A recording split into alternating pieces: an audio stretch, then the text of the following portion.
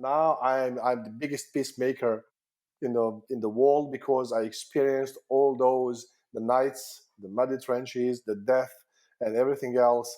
So the peace is a wonderful thing, and but we again what we were talking about, people are taking that as granted, and the generations they just the freedom and the peace and the life. I mean, you are free to say whatever you want.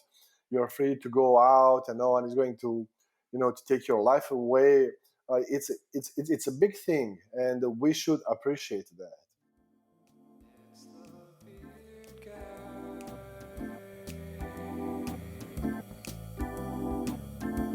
Hey everyone, welcome to another episode of I Know This Guy, the podcast where we dive deep into the lives of some of the most interesting people I know.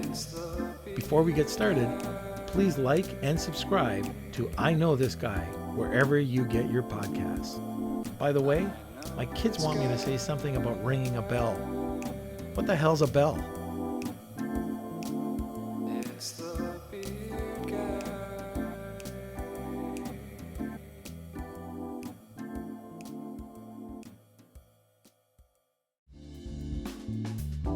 Hey guys and gals, this is Hayden, the producer of I Know This Guy.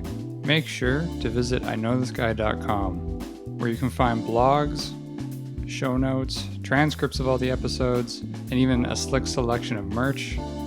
I'm really pushing to get I Know This Guy dog bibs up there, so make sure to check back for that soon. If you're feeling super generous, you can even buy us a coffee through Patreon. Check out our Patreon page at patreon.com/iknowthisguy. Thanks so much for your continued support. The show really wouldn't exist without you. And that's enough of me. Now for the rest of the show. So, Dad, who do we have on the podcast today? Well, do you remember Matt Shedd? Sure do. Matt, this was his referral. This is the most interesting person he knows, and he knows a lot of people. So we did a little bit of research and looked up Toma, Cvitanusic. Nice. Nailed it. I think Toma would say I got his name correct. We practiced 100 times. But anyways, Toma is an incredible guy. He's got a great backstory. He lived through the Bosnian War. He's got some really incredible, inspiring, just the way he lives his life. He's got some interesting quotes, but the way he lives his life and what he wants to achieve every day is pretty incredible. Amazing. Well, can't wait to dig into this. I was talking with Matt Shedd, and I thought he was probably one of the most interesting guys I've ever known. And out of all the people that he said he's known in his life, he said, you got to get in touch with you. And I went to your LinkedIn page and I went, wow, I got to touch base with you. So I am so glad you answered my email and we're connected now. Well, thank you for inviting me. The Matt Shedd, he's a fantastic person, and I'm really glad that he recommended me for the I Know This Guy. So looking forward. Yeah, I can't wait to hear your backstory. Can you tell us a little bit about you? Oh, yeah, actually, I was born in Croatia. I was raised in Bosnia. I spent some time in the muddy trenches during the war in Bosnia. It was my choice. The things in life happen sometimes without you choosing them, but it is what it is. And then after that war experience, I realized that we will not live for 200 years. Actually, the life is just a journey from point A to point B. And I tried to think how to fill that journey with the interesting things and to explore and to find a little bit about the others, about myself, and about the life. So it was just logical, the results of my thinking, what I did, and speaking about my activities and everything else. So you're not going to get away with 2 paragraphs about your backstory. So I like right off the bat, let's just hit on Bosnia. Everybody knows about the war. Maybe a lot of people don't, but I remember the war, and it was crazy. Yugoslavia, friend against friend, neighbor against neighbor.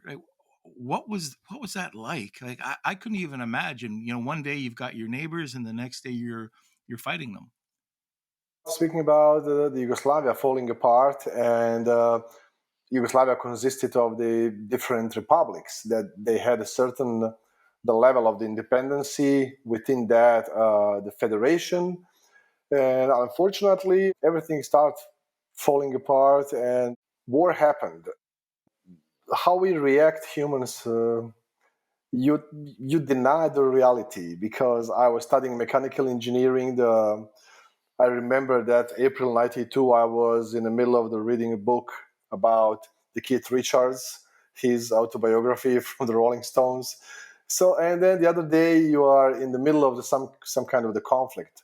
So first you deny that, and then later on you realize it's not the bad things that happening only to the others. Sometimes the bad things happen to us as well. So during the war, it's coming to an end. Things get resolved, and then where do you go? What do you do?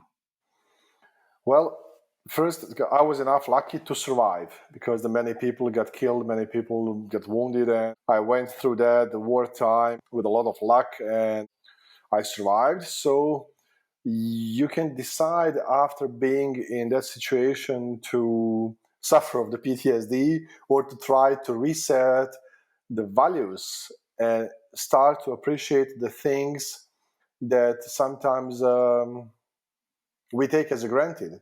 So I used to live without the water, without electricity during the war, because the Sarajevo was under siege, and that's the longest siege in the modern history. Almost 4 years. The capital of the one country is under siege, and it's not medieval age. So the deal is that you start to appreciate the small things, and I just reset the list of the values and make the new chart in order of the importance. So you start with the basic things like a fridge, food, water, hot shower, and you enjoy the small things. And if you start from that point, you can learn a lot, and you can enjoy life every day, day by day. I remember Sarajevo, just years before the war, they hosted the Olympics, the Winter Olympics, right? 1984, the Winter Olympic Games, and the first gold medal for the U.S. in men's skiing. It was Billy Johnson, I think, in downhill. So I remember that, like, I was a kid, and people were happy. The Kirk Douglas visited Sarajevo, and all those, the Hollywood big faces. And unfortunately, the 8 years after that, you're in the middle of something that you couldn't even imagine in the worst dreams. But it is what it is. The life is very unpredictable, so there are no guarantees for tomorrow morning. These days, we are facing with COVID-19, and if someone told me that the last year, I wouldn't believe it's gonna happen. But that's the reality. So let's be prepared on everything. So I want to hook back to the war. And what was it like? How long did it take from a hint of people getting ticked off to when it started?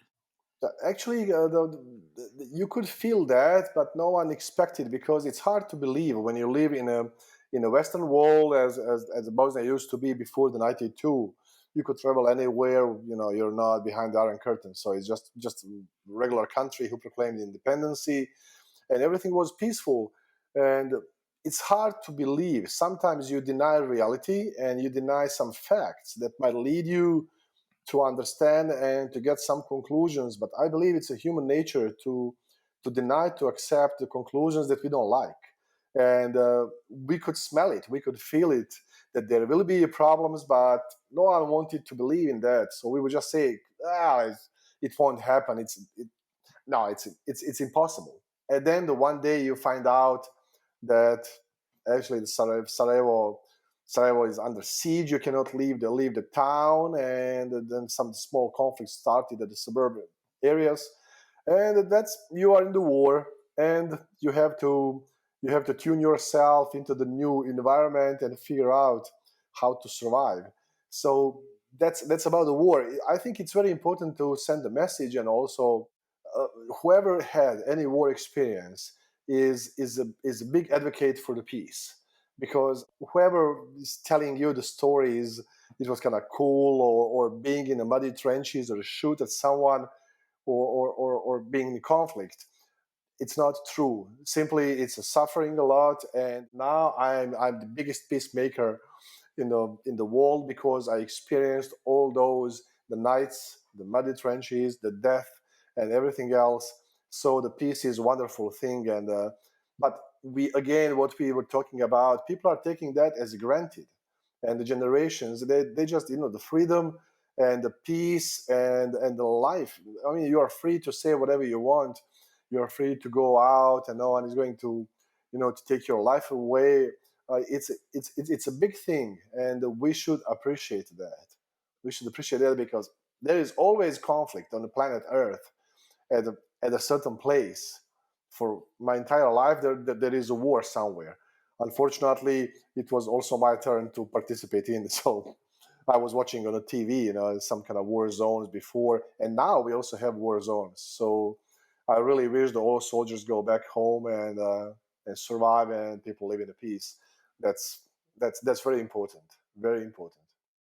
Just hearing you say that, I've known a lot of people who, exactly what you said, they glorify it, and yet the people that I've heard talk about glorifying war, I've never been to war. I can talk about doing something for your self-defense. That's fine. That's okay. But shooting at someone, shooting at a human being, is everything but not glorifying. So that's experience that you don't. No one wants to experience that, and there is nothing glorifying about the killing the human being, regardless of the differences between us and the political views and the ethnic background, whatever. It's simply, it's not the thing that you can glorify and talk in a positive way about. So the peace is a wonderful thing. The freedom is beautiful. So the people should remind themselves every morning, if they are free, to appreciate that, and to live in a free society. And it's very important. It sounds silly, sounds like a basics, but it's important. I hear in our culture, everybody's worried about, oh, what did Kim Kardashian do? Oh, I broke a nail. Oh, I did this. Oh, I couldn't get my favorite chocolate bar. I mean that's okay. That's okay, and let people can enjoy it, but at the same time, they shouldn't forget about some basics. I cannot live a good life if there is the hungry person next to me, if there is unhappy neighbor next to me. I can't be fully satisfied with my life if the person next to me is suffering, and that's also very important. And now we are talking about the Black Lives Matter and all that stuff that's happening on. We should be a little bit more human and think about the others. We became just the selfish creatures in the money-oriented societies, and that's how we lived our life. Point A, point B, mortgage, money. Look at yourself, forget about the others, and at the end of the life, you starting asking yourself, okay, you rewind and a little bit, try to understand what's happened in the past, and then many people will see the big huge hole without any content there, and that's sad. Over a period of a couple of weeks, that we saw this incredible uprising and, for the most part, peaceful protests with Black Lives Matter.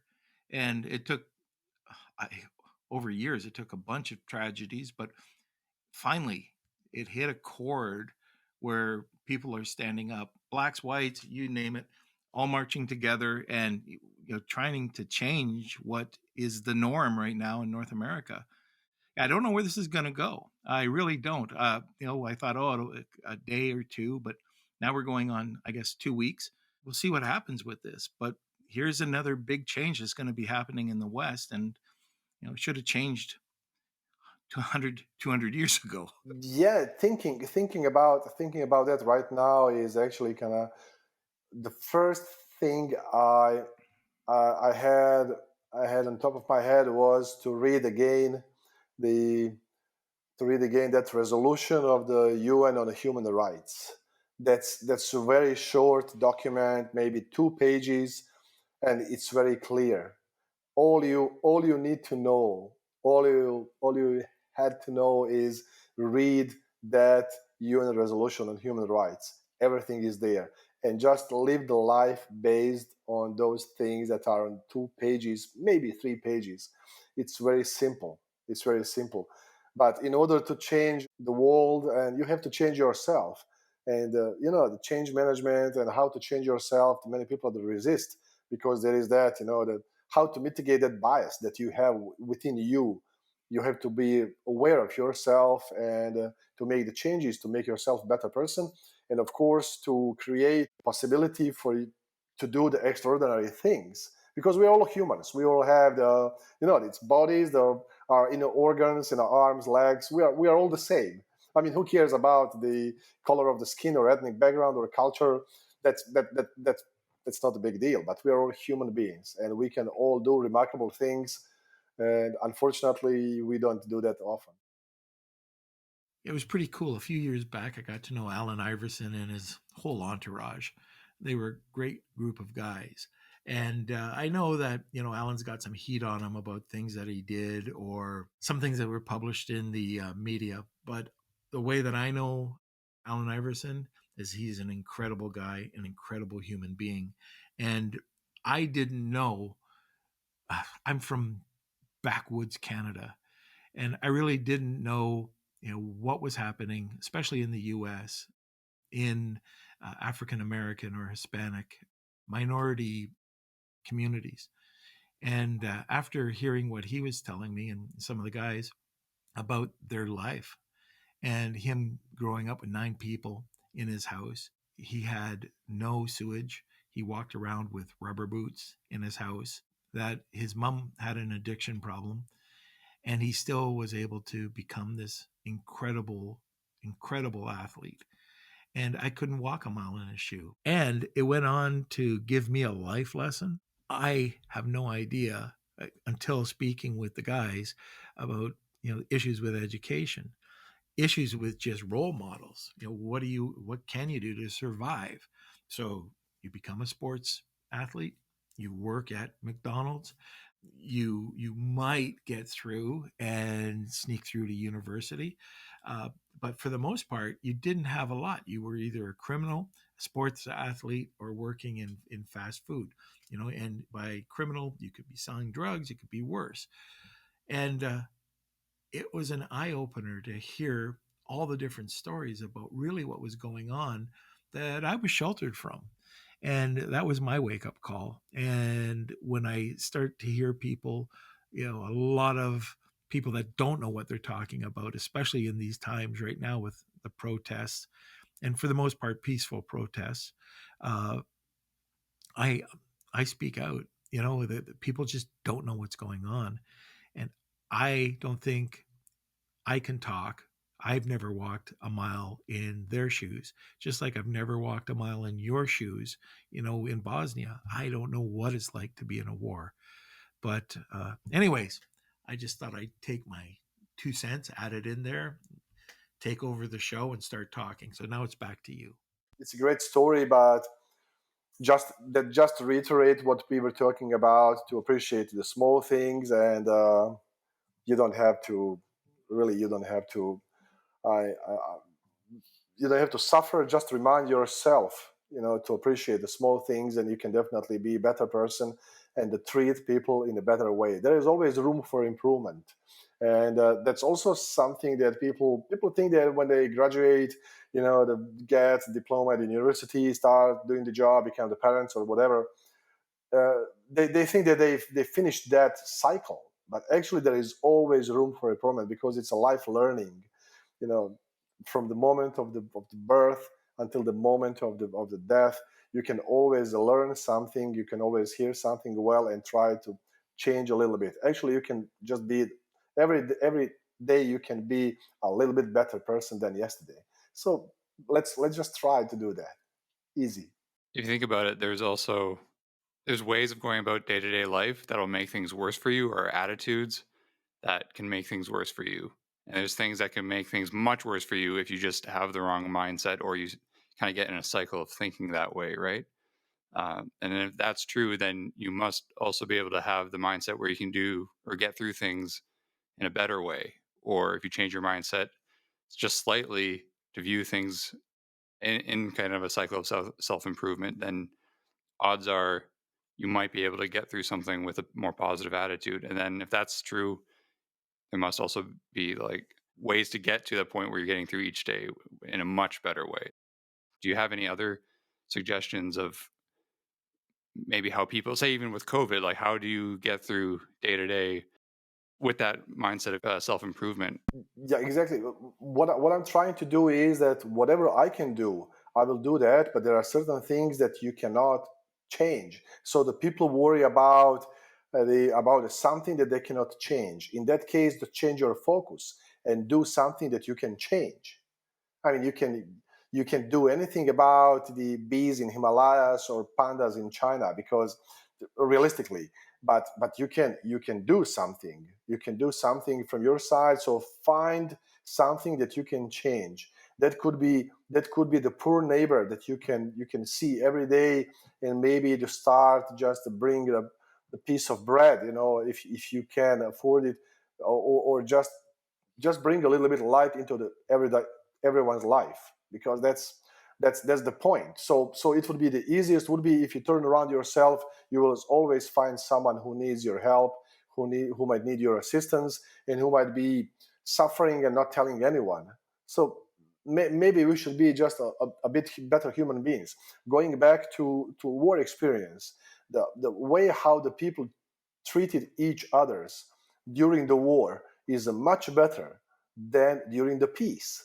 Because during the peace, we are focused on work. During the war, you cannot impress anyone with your car, with the money, or the house. And you can impress people with your kindness and readiness to help. When the things go back to normal, whatever normal is, then you worry about the house, about the job, about the things that are actually that were not important during that time. So that would be interesting if we can take something from that period and implement it in everyday life. I mean, the kindness doesn't mean that you are weak, and it doesn't mean that you're submissive. Just be nice to the others. It doesn't hurt. I've never thought about it that way. People being more kind or better individuals during war. Or among how we treated each others. It was Right. it was really the neighbors and everyone. It was unbelievable. Really, I know it sounds silly, but that's the reality. I'm saying you this from the first hand. So yes. Hey, Toma, we just finished up with a technical glitch, and I want to get back to your back history. So, what happened after the war, and what got you to where you are today?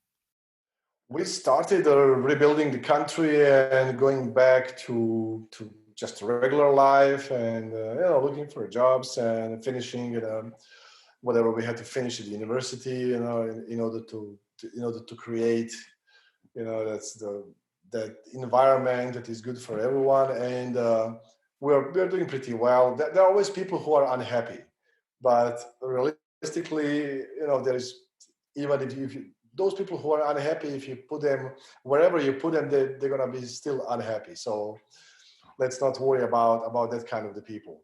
And now the Bosnia is just regular modern country. Before the COVID, we had a huge increase of the tourists coming to Bosnia, because it's a hidden, it's a hidden gem in Europe, with the beautiful nature, the mountains, the rivers, and tourists were coming more and more. So hopefully after the COVID, things will go back, because the tourism is something that we can offer to the world. We won't be making the notebooks. We will not just leave that to Japan or other, the countries who have more developed that industry. And it's a beautiful place to be. It's a little bit different. The food is great. People are really nice, and we're just back to normal life. And if somebody is complaining about the economy, it's not a big difference if you go around in Europe. people are struggling everywhere in the world at this time. So that's it. And then I found myself looking for some other interests and exploring the limits of the humans, how far we can go, how high we can go, and how stubborn we are. So I'm gonna put that way. Okay, so let's explore some of those limits. Okay. Well, I always wanted to climb the high mountains. I always wanted to do the things that I was thinking it's impossible. There is one quote that like a mantra I'm saying to myself always, and actually it's coming not from the Roman time or the Greek philosophy. It's actually industrial guy Henry Ford, and he said that if you think you can or you can't, you're probably right.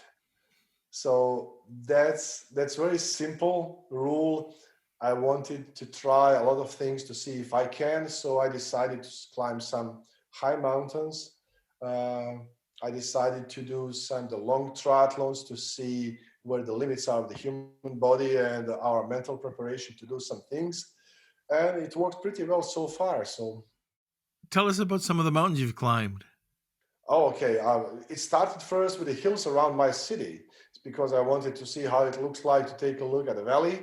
And after I checked that box, I decided to climb the highest mountain in former Yugoslavia, which is in Slovenia. It's a beautiful place and also a beautiful place to visit, to go there to travel with the friends. Then I decided to learn a little bit more about the climbing techniques. I signed up for the Sarajevo Alpine School. I graduated and finished and got a certificate as a climber. And then I decided logically to go to climb the Mont Blanc, or from Italian side, they called it Monte Bianco. And I went to climb the Mont Blanc in France. I did it. And but there are so many mountains, the higher and better and bigger. So I didn't stop over there. Then I climbed the Elbrus in Russia, which is officially one of the 7 summits. And then we decided to go to South America to climb Aconcagua, which is almost 7,000 meters, whatever feet is, because we do metrics here, not imperial. And after South America, it was logical to continue with the climbing to try Matterhorn. Matterhorn is not that high in altitude, but it's deadly mountain, and you are all the time exposed to cliff. Actually, it's a pressure. It's mental pressure climbing the Matterhorn. You climb that in a day. You go up and down, but all the time, don't look back and don't look down. It's a really I wouldn't say annoying, but the level of the fear is always at the appropriate level. Let's put it that way.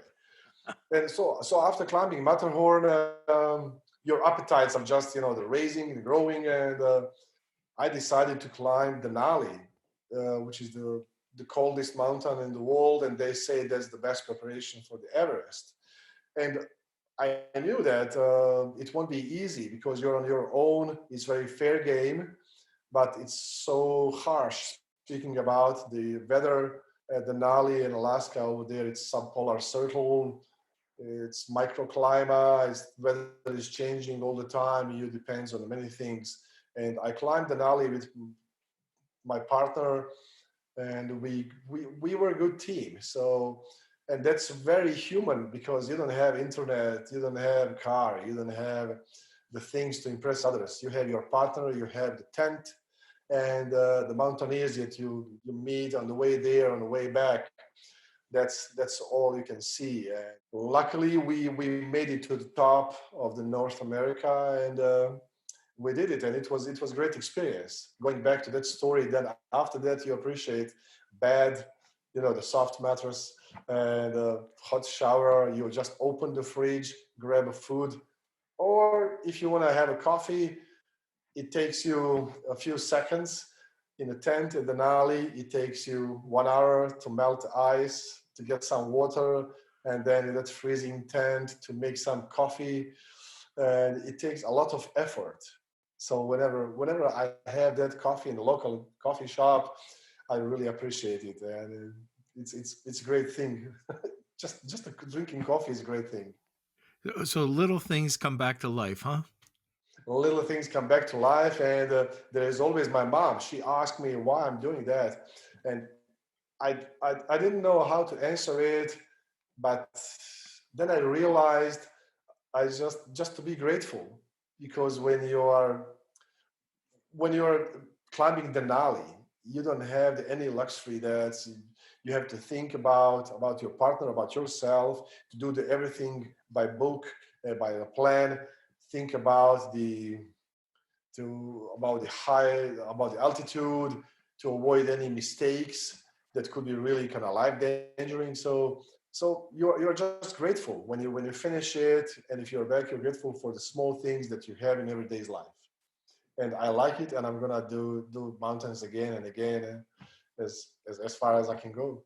I don't know. I'm just thinking about traveling over to South America, going back doing the Matterhorn, flying over doing Denali. There's fees that you've got to pay. I mean, you've got to be either extremely wealthy, sir, or or your wife's going to kill you. And no, well, for the other part, she won't kill me, but your family, you have to convince them first that you're doing something that they can accept and live with it, because it's not easy to let someone to leave and then you don't hear from them for days. Sat phones, sometimes it works, sometimes not. Speaking about expeditions and travel, I always did it budget friendly, which means that we never took a guide. So you can take a guide and there is nothing wrong with it, but we always did it on our own. And speaking about logistics, and there are always people and companies and friends who can help you to go for the expedition and to fund the expedition, because they want to hear the good stories. They want to be the part of the good story. And speaking about the sponsors and companies, it's not that if you're doing the right things and take care of your partners, it's not that problematic, to find the people who will support you and to meet the budget requirements for the first certain expeditions. But still, traveling to South America on our own without the agency guide, all that the fancy things, it's not that big money. It's maybe just, let's say, the cruise somewhere for a week in some fancy ship. So Yeah, you were talking about strategy and planning it out and budget, but it's very similar to life or even to business. If you don't have that clear path, business, it might be a business plan, but if you don't have that clear strategy to get from point A to point Z, it's a lot tougher. And climbing a mountain is probably exactly the same. If you don't execute it properly, and it could be fatal. that's exactly. So the climbing mountain is not a joke. So you have first, you don't do that by yourself. I mean, you can, but what's the point? So you do that in a team. First is to create a team. That could be 2 persons, could be 5 persons, whatever. But if you are a team, you will take care of each others, and that's very human. It's a great metaphor for life. You don't climb on the top, yourself. You take the people with you, or you go in a team to share that joy. It's not always the joy, it's not always the happiness. Sometimes you share, the sorrow and the sadness, and but being in a team and do it with the friends and someone who you appreciate is really great thing. Of course, plan has to be in a place. For Denali, we printed out. We had it on our electronic devices. That sometimes they don't work on the low temperatures. We printed out a copy for each member of the expedition, and plus we had a few in the backpack just in the case we need them. And every day you read it through, you check where you are, what's the next step, you discuss about it. Plan is there, but you also have to be flexible. Depends on the weather and the circumstances, how you feel. But speaking about the going and picking up the altitude, there are certain rules, physiological rules that you have to follow in order to survive, because you cannot just climb. You should go a little bit up and then go down, spend the night, and then go up again to just that's acclimatization. You have to figure out a way that you can feel good and reach that altitude. And you have to be very patient about it. There is no rush over there. You have to be very patient and very calm. And it is possible. I'm not saying this is extraordinary. Anyone can do that who is willing to learn and who is willing to put some effort and invest some time to learn the skills, to prepare themselves and to work hard to achieve it. So anyone can do it. Now, there must have been some curveballs along the way. What are some of the surprises when climbing a mountain that you just went, holy crap, I can't believe that just happened? Oh, there are so many, because I climbed and I did make to the top of the Nali in my second attempt. The first attempt was a failure because we reached let's say the halfway. We figured out we had a problem with the gas. We had a problem with the burners in the morning and the stove that you need to melt the ice. If you cannot melt the ice, you cannot survive. You need the water, and there is no the tapped water. You cannot buy water there on the glacier. There is no one. It's just white. So you have to think about equipment, and also, the friend of ours who didn't feel good, he go back to the base camp after a few days, and he forgot to leave us the ice saw that you need to cut the ice blocks to protect your tent during the night, because of the strong wind and the temperature. You have to work hard to make that big ice blocks, and you need ice saw for that. And he took the ice saw with him. We forgot to pick it up, so we had to turn back. I said to myself, I'll be back, and I was back. So in the second attempt, I climbed it to the top. Lesson learned, and experience is a great thing. What I like about the climbing is that no one can guarantee you the top. You can try, you can do your best, but if the bad weather is there and you have your, the airplane ticket, whether it's a round trip to go back home, you have only a certain number of the days you have to go back for work.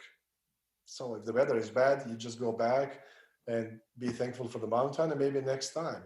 That's it. We are too small compared to the nature. We should just respect it. Right. And the type of training that has to go into this. So each level, I mean, you can climb a foothill, then you've got Denali, Everest. Are there different types of certification, or how do you train for Denali, for example?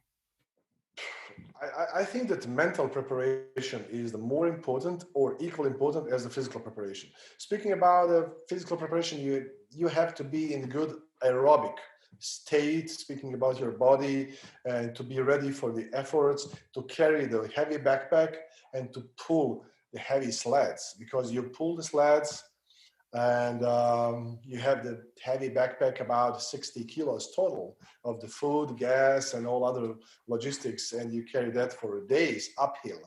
So maybe working out regularly, being in a good shape, and have some good habits, eating well, but at the same time develop the skills, find someone who is better than you. It's always good to spend time with the people who are better than you in some segments, so you can learn something from them. It's a great thing to become better in some areas, to improve. So physical preparation, but also mental preparation, to be prepared on everything. Bad weather, stay in a tent for 3 days in a row that you have no room over there, just wait for the storm to pass. But there is night, but there is always a day. There is a rain, but there is always a sunny day. So sometimes you have to be a little bit patient in life. It's in life in the mountain, and the good times will come. After the rain, there will be always a sunny day, including in Forrest Gump. He was in the rain for months, but there was a sunny day one day. So that sounds like it's almost words to live life by. Try to find somebody better than you. At least that's for my business. That's how I run the business. I'm not trying to do it. I don't have to be the one making the decision. I've got to learn from somebody. So I can fake it and pretend I am. But in your case, if you fake it, you could die. Exactly. So the price is really high. You don't fake it over there, and it's very fair game. And I like it. There is no room for the faking at all. So it's very authentic and it's very honest. So that's what I like about it. You have to be honest and fair first to yourself and then to the others in order to succeed. And then you can do everything, and you can still fail, but it's a life. You don't count how many times you fell down. You count how many times you stand up. I haven't met a person yet to whom happened just the good things in their lives. Everyone had his up and downs, and that's what life is about. Do you have Everest on your agenda? I'm thinking about Everest. About the north side, because the normal route that people are using, it became so commercial. So all you have to be the wealthy to pay enough money to try to climb. Of course, many of them, they don't climb the Everest because they don't have any previous experience. Compared to Denali, where the rangers, you have to fill in the request with the CV and write down what did you climb before, so they can make decision and give you the permit to climb Denali. So that's why I think Denali is a really kind of great mountain and a great system there. But for Everest, the north side is challenging. There is a fair game. So no luxury tents with crystal glasses and the wine served in the base camp. It's not what the real climbers like. There are wealthy clients who want to do that. I'm not a client, I'm a climber. So that's a big difference. And with you, I mean, climbing mountains wasn't just one type of adrenaline that you loved. You've gone on and you're a triathlete. Is that correct? Yes, that's correct. Yes. So tell us a little bit about that. Speaking about the climbers and the triathletes, it's not adrenaline. Adrenaline is when you jump after the few hours of the lectures, when you do the jump from the airplane, the parachute, or do the bungee jumping. That's adrenaline. That you don't invest so much work into that. It's just a moment. For the climbing, you have to spend the years learning about it, and then you don't know yet if you're gonna get that adrenaline. So I wouldn't say that I'm on adrenaline. I'm more on something that you have to invest a lot of effort, work hard, wake up early in the morning to achieve your goals. So the triathlon is also another fair game that no one can take you to the shortcut, because you have to swim, you have to ride a bike, and at the end you have to run. So I was thinking that back in the time that the half marathon would be really, which is what, 13.1 mile, that would be a really kind of great achievement. And first time when I did it, I was reading about it, I had that runner's blues. Then 2 days after that, you start asking yourself, what's next? Because you just did half marathon, you achieved that goal, what's next? Of course, the next is a marathon. And then you work hard to run a marathon, and then you see the thousands of the people in New York, 40,000 people are running a marathon. So they are not aliens. They're just human beings like we are. So I work hard, I train, and I run marathons. And then after running a few marathons, then you ask yourself, I mean, that's okay, but what else we can do? And there is a sport where the people are swimming and they are cycling, and then at the end they run marathon. So marathon is just the end of that story, and you warm up. Was 2.4 miles swimming and then 112 miles cycling. So I said, I look at internet, I found that many people are doing that, so why not give it a try? So I started working out for triathlon. I did one Ironman, then I did another one. Let's improve the time. Then I wasn't happy with the time. Maybe the third time would be the better one. So you find yourself a little bit addicted to that stuff because it's very fair. You don't take anyone from you don't take anything from anyone except your time, and it's a very humbling experience. It's very humbling experience. If you swim in the ocean for 2.4 miles, then you ride this bicycle for 112 miles, and at the end, when you park your bicycle, you have to run a marathon. It sounds silly. It sounds impossible, but so many people are doing it, and it is possible if you work hard to achieve it. Yes, anyone can do that. But there was the Ironman race, the famous race in the world called Norseman. It's extreme Ironman. So if you do the Ironman 1, 2, 3, 4, then you're looking for something push your boundaries even further.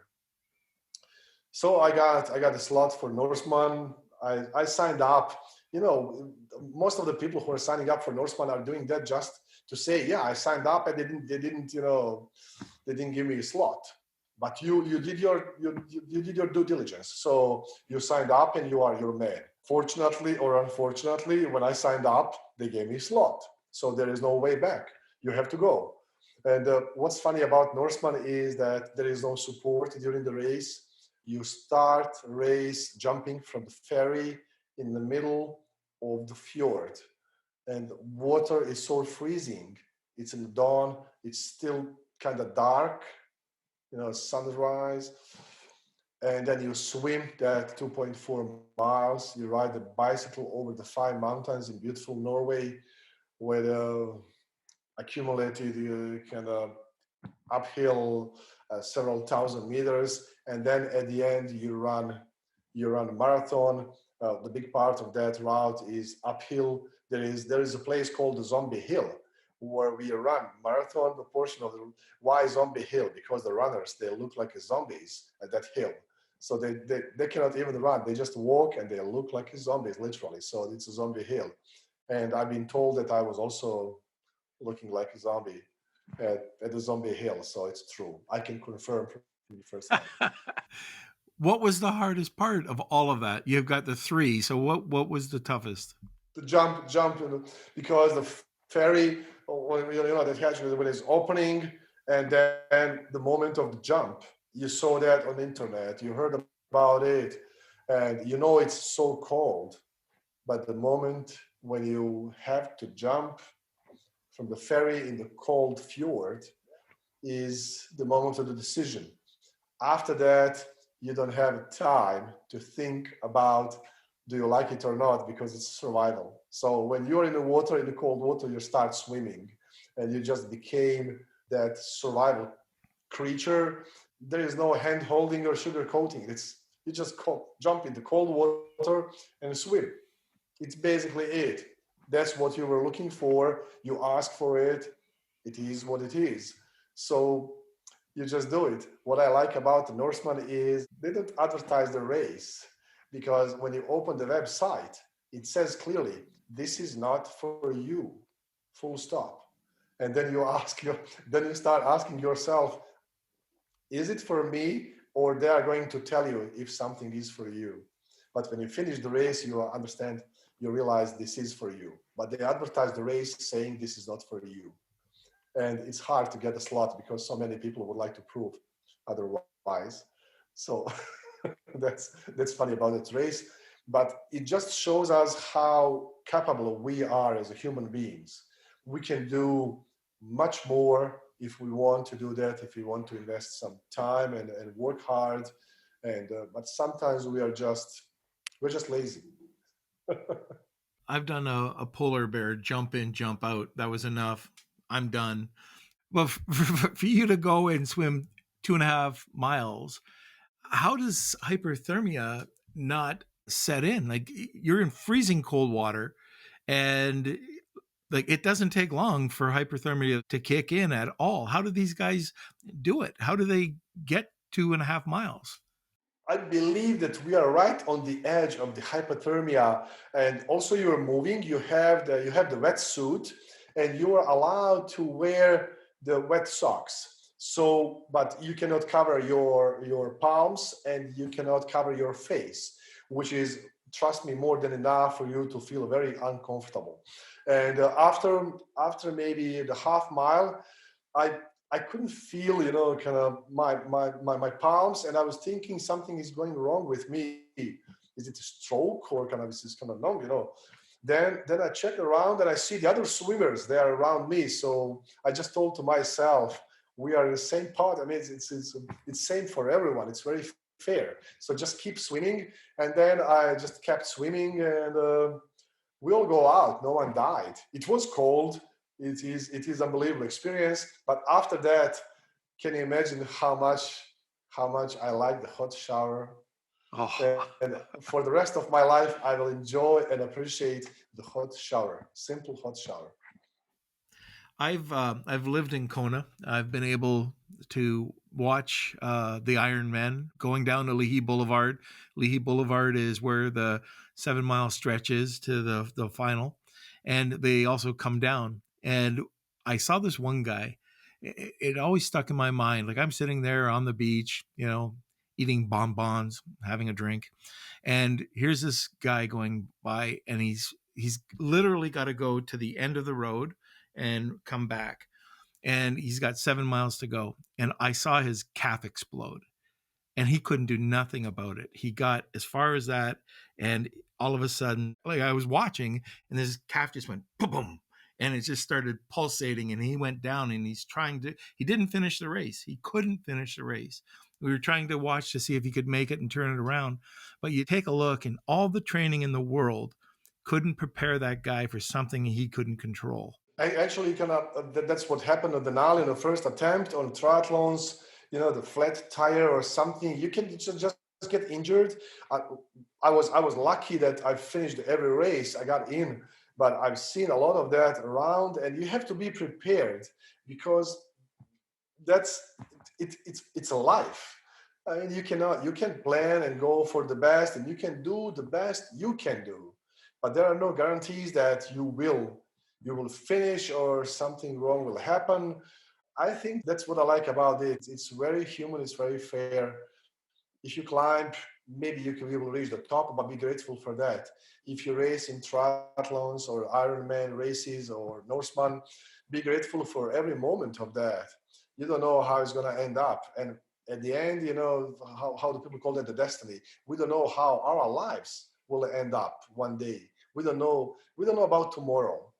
We cannot change the past, but what we can do something now, and that's important to know about. And let's hope for the best, but what's going to happen is going to happen.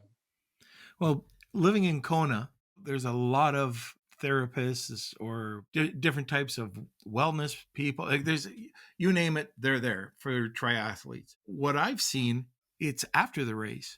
So going through the race is one thing, but living after the race is done for the first while is pretty tough, with the cramping and everything else that can happen with a triathlete. Now, it doesn't matter how good you are, but what's that like? You just don't go, oh, I just did triathlon, I'm going to go have a steak, and I walk away, and then you go on to your next thing. How long does it take for you to recover? Well, it's from person to person. Depends how ready you were for the race, how hard work you invested in that race. Some people, they recover after a day or two. Some people, it takes them 7 days or a month, or someone just got sick of that effort that they say this is the end, this is the last time. And this is what I say to myself every time when I finish the long race. I said, when I finish the race, this is it, no more.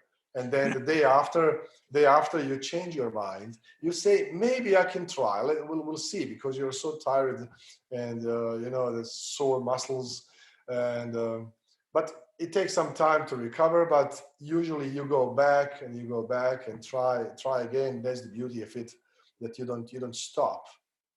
So you've got so many things that have happened in your life. Can you talk to us a little bit about what you would consider your biggest success and why? 4 years ago, I was reading the article in the local media about the blind boy who who stated, it was interview with him, that the persons who have problems with the vision and the blind persons, they participate in the sports. It's called goal ball, something like that. But they are hitting the balls that produce the sound, so they can actually try to score and they can hear the ball coming to them. And he stated in that interview, that blind boy that we later became friends, he stated that he would like to be in the sport, but there is no one who can help him to train him. And I have my rule that the certain number of the hours during the week you can always give to someone else. Otherwise, it will be just wasted. You will oversleep or just spend the time on the couch or just do something that. So I decided to make a phone call to that local media, and I got a number from that guy. I called him. His name is Mustafa. I called him and I said, let's meet for coffee. I would like to propose you something. And I told him that I want him to train for the Sarajevo local half marathon race. He said, but I'm blind. I said, don't worry about it. We'll just invest $1 for the shoelace. And that's all we need to run together. That shoelace will help us to stay connected, and we will use it to run together. From after that, we work 3 times a week for 6 months, and he ran the half marathon after 6 months as a blind person, one of the very first in the region here. And it was a inspiration. He inspired not only the persons with disabilities, he inspired the people who didn't have any problems, any health issues, just to move and to make the things in a different way, to work it out and to run 5K, 10K or half marathons. So Mustafa and I remain friends, and he's study now. Everyone knows him in this country.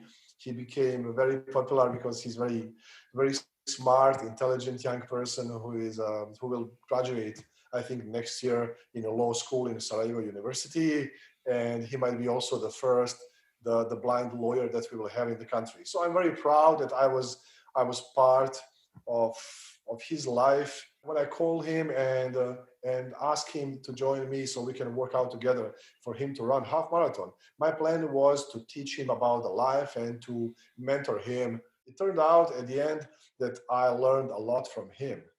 So I can say that I became a better person when I spent 6 months with a blind person, working out 3 times a week. I think that I became a better person with that experience, and we are still in the contact. From time to time, we go together, eat some junk food, because from time to time you do that. It's okay, and that's my biggest success. Speaking about, I mean, we can put climbing and triathlons and everything on the one side, but being with such a young guy and beautiful person and smart and helping to do something extraordinary is actually my biggest success. And that's why Matt recommended you be on this show. Yeah, what a way to live, and donating your time and effort to just being a good person, and helping others. So that's incredible. And one of the things that I like, what I heard, was how much you learned. You put out the effort to help somebody, but what did you get back? And that just happens. It magically happens when you go out there and help others. So that's cool. Congrats. I'm going to switch it over and say, all right, so you've got the success. What's been your biggest struggle? I say failure, and I always want to be very clear on this. When I say failure, this is for people just to understand that it's something that you weren't able to do, or something that you learned from. It could be an educational hurdle, but what has that been in your life? Well, it won't be easy for me to answer that, because my life philosophy is that the struggle and the failures is just education. You know what's the definition of success? What Winston Churchill said. Definition of success by Churchill is going from failure to failure without losing enthusiasm. And that's really kind of that's the definition of success by Churchill.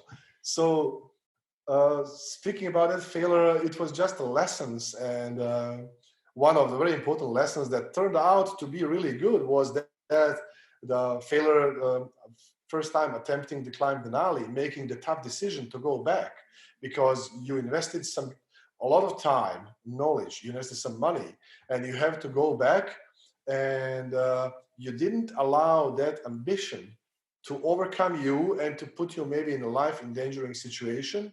I was able to make the reasonable decisions, and I told to myself, I'll go back from Alaska to Europe, not going to the top, and I might be back. Who knows? And I was back. So I just believed that one day I'll be back, and I was back. But the first time when I tried to climb Denali, didn't work.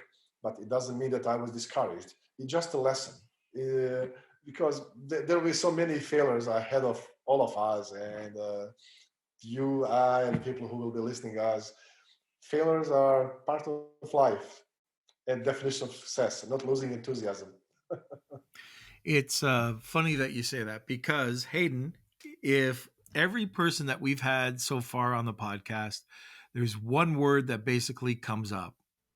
Resilience. It's uncanny. 100% of the people have come on here and said that one of the keys in their life is being resilient. And that quote just basically sums that all up. One of the other things, we were doing a little bit of research on you.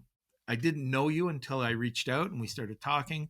But one of the interesting things that we saw, we couldn't translate it. We tried, right, Hayden? Yeah. But you were on a TED Talks. What was that all about? Oh, it was about they were doing the TED Talks in Sarajevo, and they wanted. They asked me to talk to students and to young people, and I gave them the lecture. Yeah, you did a good job. Kind of found it. I gave them the lecture about the. It was about the time in their life and a number of the hours they have during the 1 week. So that's what we were talking about. Me, working out with Mustafa and the training for the half marathon. So I was just telling them that they can plan their time and use their time wisely, but they should always reserve or allocate a certain number of the hours for someone else in their lives.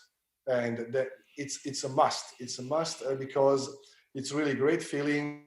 It helps us to be better, to develop as a persons, and also the possibility to be exposed to something that will really benefit later. What's happened to me with Mustafa, with a blind young man, that I learned a lot because his explanations about a certain thing that we take just as a normal. He told me that once I asked him what would be the biggest difference, and we are at the lunch. I said, what would be the biggest difference between me and you? You cannot see, I can see, and I'm very grateful for that. He said, for you, this lunch is, we just go out for a lunch. For me, go out for a lunch is a project because I have to step out. I have to move to the public transportation or meet you somewhere, come to the restaurant, if there are stairs or something, and it's really unbelievable experience. So I was saying to those young people at the TED Talk how to plan their time, to be wise about it, to read, to learn, to work out, spend time with the people they're supposed to do, with the parents, with the partners, spouses, girlfriends, boyfriends, whatever, kids. But at the same time, find some of your time and give it to someone else. It is very important, and it was well received.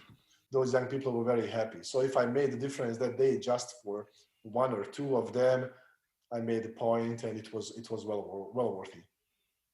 Yeah, I hope one or two people listening to this will change their lives too. So much right now is all inner. It's well, look at social media.